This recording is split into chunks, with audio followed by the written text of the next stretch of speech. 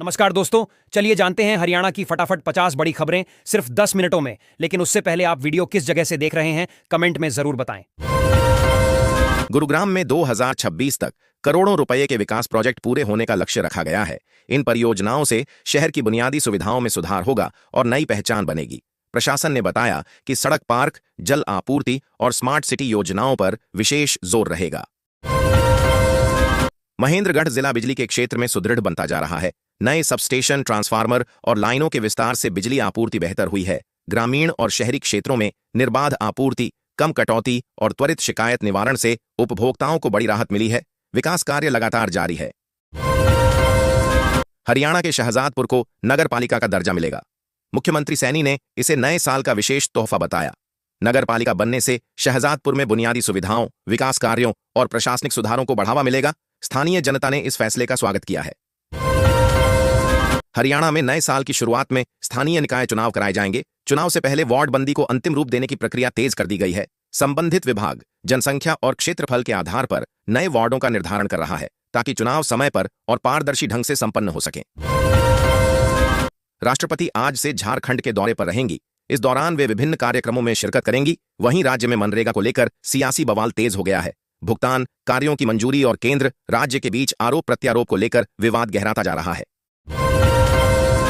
करोड़ों रुपए के फसल बीमा क्लेम वर्षों से लंबित होने पर कांग्रेस नेता कुमारी सैलजा ने सरकार पर निशाना साधा। उन्होंने कहा कि भुगतान न मिलने से किसान गंभीर आर्थिक संकट में हैं। सरकार तुरंत क्लेम जारी कर किसानों को राहत दे। एक अध्ययन के अनुसार हरियाणा के रोड समुदाय में दूध पचाने की क्षमता अपेक्षाकृत अधिक पाई गई है। शोध में लैक्टोज सहनशीलता बेहतर बताई गई, जिससे दुग्ध उत्पादों का सेवन आसानी से किया जा सकता है। विशेषज्ञ इसे खानपान और आनुवंशिक कारणों से जोड़ रहे हैं। हरियाणा में शिक्षक बनने का सपना देख रहे युवाओं के लिए मौका है। HTT 2026 का नोटिफिकेशन जारी कर दिया गया है। परीक्षा 3 स्तरों के लिए होगी। आवेदन प्रक्रिया जल्द शुरू होगी। पात्र उम्मीदवार तय तिथियों में आवेदन कर सकेंगे। हरियाणा में 3 करोड़ रुपए के फ्रॉड मामले में आरोपी को कोर्ट से जमानत नहीं मिली। आरोपी पर डिजिटल अरेस्ट का डर दिखाकर ठगी करने का आरोप है। पुलिस के अनुसार उसने ऑनलाइन माध्यम से लोगों को फंसाया। मामले की जांच जारी है। हरियाणा में एक और नया जिला बनने जा रहा है। मुख्यमंत्री नायब सैनी ने इसकी आधिकारिक घोषणा कर दी है। नए जिले के गठन से प्रशासनिक सुविधाएं बेहतर होंगी और स्थानीय विकास को बढ़ावा मिलेगा। यह कदम लोगों के लिए सरकारी सेवाओं को और अधिक सुलभ बनाने की दिशा में महत्वपूर्ण माना जा रहा है। हरियाणा में अरावली क्षेत्र में अवैध खनन के खिलाफ प्रशासन ने सख्त कार्रवाई की है। सरकारी टीमें सक्रिय होकर खनन माफियाओं के खिलाफ कार्रवाई कर रही हैं। अधिकारियों की सख्ती से अवैध गतिविधियों में कमी आई है और माफियाओं की मुश्किलें बढ़ गई हैं। हरियाणा के मुख्यमंत्री सैनी ने कुरुक्षेत्र में घोषणा की कि राज्य के 7,000 भूमिहीन परिवारों को जल्द 100-100 गज के प्लॉट मिलेंगे। सरकार पात्र परिवारों की पहचान कर आवंटन प्रक्रिया तेज कर रही है। यह कदम गरीब परिवारों को स्थायी आवास और सामाजिक सुरक्षा देने के उद्देश्य से उठाया गया है। फरीदाबाद के प्रशासनिक ढांचे में बड़ा बदलाव किया गया है। जिले के 5 सेक्टरों और 5 जिलों के 17 गांवों की तहसील व उप तहसील बदली गई है। सरकार के इस फैसले से लोगों को प्रशासनिक कार्यों में सहूलियत मिलने की उम्मीद है। गुरुग्राम में दक्षिण हरियाणा को खेलों की पहचान दिलाने की दिशा में नई पहल शुरू की गई है। खेल ढांचे को मजबूत करने, खिलाड़ियों को बेहतर सुविधाएं देने और प्रतिभाओं को आगे बढ़ाने पर जोर दिया जाएगा। अधिकारियों ने कहा कि जल्द ही नई खेल योजनाएं लागू होंगी। हरियाणा में शिक्षकों को अब 12वीं की परीक्षा देनी होगी। शिक्षा बोर्ड द्वारा यह परीक्षा आयोजित की जाएगी। नई व्यवस्था का उद्देश्य शिक्षकों की शैक्षणिक गुणवत्ता जांचना और शिक्षा स्तर को मजबूत करना बताया गया है। निर्णय को लेकर शिक्षा विभाग में चर्चाएं तेज हैं। हरियाणा में नए साल तक बारिश के कोई आसार नहीं है। मौसम विभाग के अनुसार 20 साल का रिकॉर्ड टूट सकता है। सूखी ठंड और घने कोहरे से जनजीवन प्रभावित है। नमी न होने से ठंड बढ़ रही है और लोग सर्दी से परेशान नजर आ रहे हैं। हरियाणा में 31 दिसंबर को 3 IPS अधिकारी सेवानिवृत्त होंगे। इसके साथ ही नए साल में प्रदेश को नया DGP मिलने की संभावना है। सरकार स्तर पर मंथन तेज है और वरिष्ठता व अनुभव के आधार पर नए DGP के नाम पर फैसला लिया जा सकता है। हरियाणा में शीतकालीन अवकाश के चलते स्कूल 19 दिन तक बंद रहेंगे। शिक्षा विभाग ने ठंड और कोहरे को देखते हुए छुट्टियों की घोषणा की है। इस दौरान सरकारी और निजी स्कूलों में शिक्षण कार्य स्थगित रहेगा, जबकि नए सत्र की पढ़ाई तय तिथि से दोबारा शुरू होगी। हरियाणा के नूंह जिले में खेती में नवाचार देखने को मिल रहा है। यहां खेतों में 20 वैरायटी का मशरूम प्लांट तैयार किया गया है। इससे किसानों की आय बढ़ी है और पारंपरिक खेती की तस्वीर बदल रही है। विशेषज्ञ इसे ग्रामीण अर्थव्यवस्था के लिए बड़ी पहल बता रहे हैं।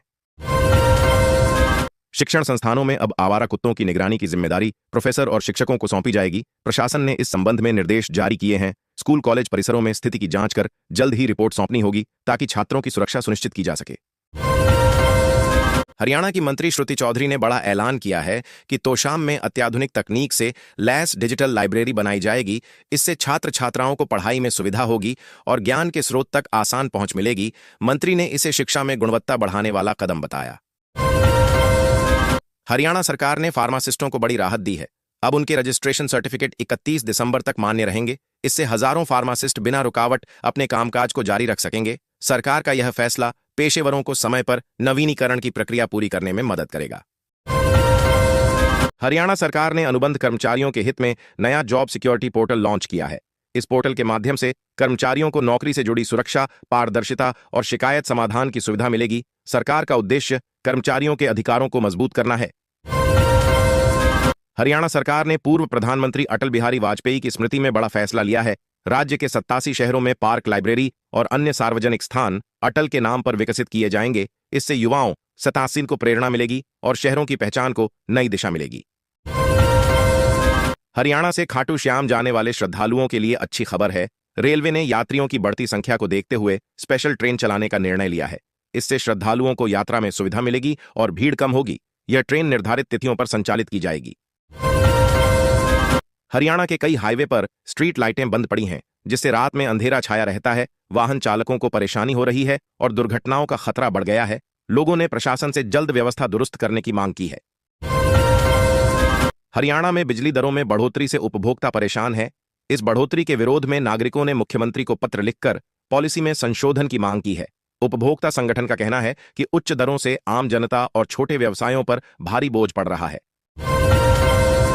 एक्यूआई में सुधार के बावजूद प्रदूषण को लेकर सतर्क रहने की अपील की गई है। मंत्री सिरसा ने चेतावनी देते हुए कहा कि हालात पूरी तरह सामान्य नहीं हैं। लोगों से नियमों का पालन करने, खुले में कचरा न जलाने और स्वच्छ वातावरण बनाए रखने में सहयोग करने का आग्रह किया गया। हरियाणा रोडवेज की एक बस का चलते समय अचानक टायर फट गया, जिससे अफरा तफरी मच गई। चालक की सूझबूझ से बस को नियंत्रित कर लिया गया और बड़ा हादसा टल गया। बस में सवार सभी यात्री सुरक्षित हैं। पानीपत में नकली शहद बनाने वालों का भंडाफोड़ हुआ है। फूड सप्लाई विभाग की टीम ने छापेमारी कर भारी मात्रा में नकली शहद और केमिकल बरामद किए। मौके से सैंपल लेकर जांच के लिए भेजे गए हैं, जबकि दोषियों पर कानूनी कार्रवाई की जा रही है। पानीपत जिले के खिलाड़ियों ने विभिन्न राज्य और राष्ट्रीय स्तर की प्रतियोगिताओं में शानदार प्रदर्शन करते हुए कई पदक जीते हैं। खिलाड़ियों की इस उपलब्धि से जिले का नाम रोशन हुआ है। खेल प्रेमियों और प्रशासन ने विजेता खिलाड़ियों को बधाई दी है। पंचकुला में कुशल बिजनेस चैलेंज का सफल आयोजन किया गया। इस प्रतियोगिता में युवाओं ने नवाचार और उद्यमिता से जुड़े अपने विचार प्रस्तुत किए। कार्यक्रम का उद्देश्य प्रतिभाओं को मंच देना और स्टार्टअप संस्कृति को बढ़ावा देना रहा। साइबर ठगों ने एक रिटायर्ड कर्मचारी का फोन हैक कर 19 लाख रुपए ट्रांसफर कर लिए।